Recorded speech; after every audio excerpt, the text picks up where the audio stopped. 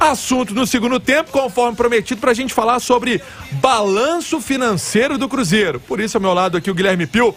Pio, documento aí de 42 páginas, o Cruzeiro com uma dívida grande, a dívida do Cruzeiro realmente passa R$1 bilhão, como o próprio Ronaldo falou há pouco tempo, né? Foi lá abrindo as gavetas e foi descobrindo essa situação toda. E o que você pode trazer mais desse balanço aí, que vai ser, inclusive, votado amanhã, parecer dos conselheiros, e aí é importante essa votação, porque também ela dá uma base para aquilo que o Cruzeiro tem de acordo com a Fazenda Nacional, né, Pio? Boa tarde, Pansieri, boa tarde para todo mundo ligado no Rádio Esporte, show de bola, Léo Figueiredo, Alexandre Simões, é isso mesmo.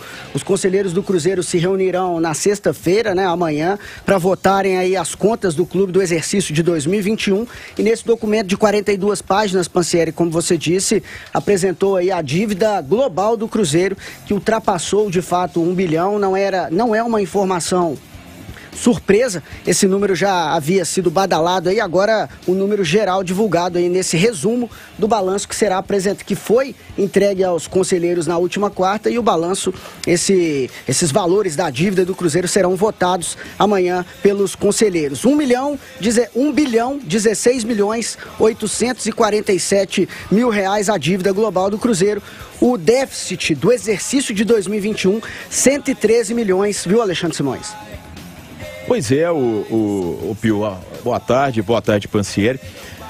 É aquela história, né? O Ronaldo e a equipe dele, eles sempre destacam essa situação do Cruzeiro. E o mais grave, tá? É que essa dívida do Cruzeiro, ela tem uma característica perigosa, né? Porque tem muita parte dela que é urgente. Então, é dívida na FIFA, porque contratou jogador e não pagou, e daqui a pouco é a dívida da Justiça do Trabalho.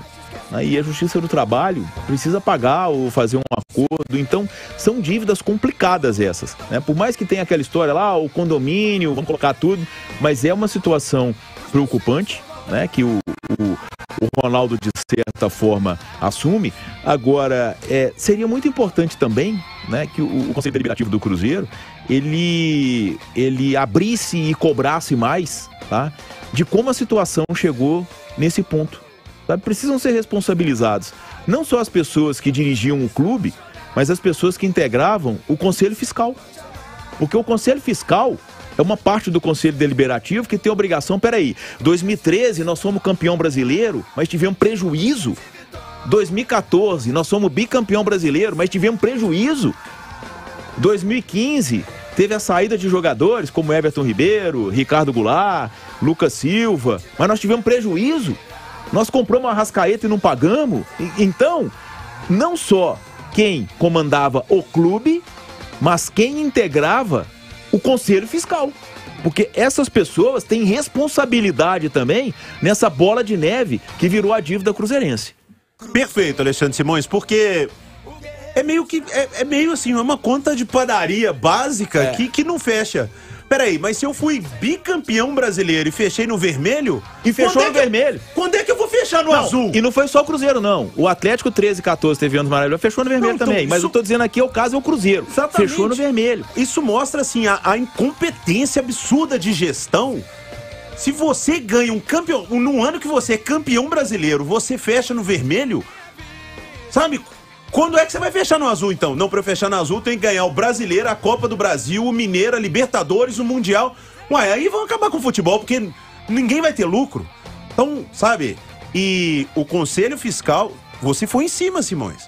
A gente sempre centraliza no comando do clube, na direção do clube, mas o Conselho que abalizava tudo isso é muito e tão qual responsável também. Ô Pio, você tem aí a conta, o Pio tem tanto número ali, mas... Vocês têm aí, Pio e Pansieri, o quanto que aumentou a dívida no último ano? Saiu de 897 milhões para 1 bilhão 16 milhões e 847 mil reais. Aumentou 113 milhões, né?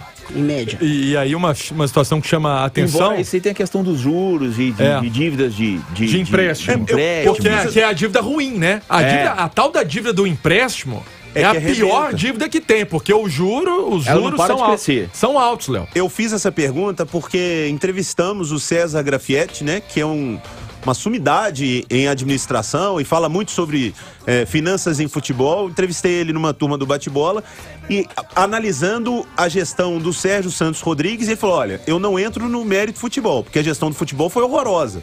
Mas ele falou, fora do campo, fez o que tinha que ser feito. Juridicamente, a parte administrativa foi enxugar gelo. E aí que a gente entra, Léo, desculpa, é só te cortando, é justamente esse detalhe que vale trazer também essa informação para quem está acompanhando o Rádio Esporte, o torcedor do Cruzeiro, é que em relação à receita líquida, elas aumentaram de 2020 para 2021, foi de 118 milhões e 800 mil, né, em 2020 e subiu para 138 milhões e 800 mil em 2021. E as despesas diminuíram. Em 2020 havia sido 275 milhões e que foram para 176,9 milhões em 2021. São números importantes, números que fazem os conselheiros, então, entenderem o momento do Cruzeiro, que agora vive a realidade da SAF, né, Pio? Uma realidade que a gente já ouve de todo mundo que está na diretoria, na administração, Léo, Simões, quem nos acompanha, que tem que ter pé no chão, que tem que ter gastar o que pode vislumbrar, que tem que ter o apoio da torcida. O torcedor do Cruzeiro tem que abraçar o time nesse momento.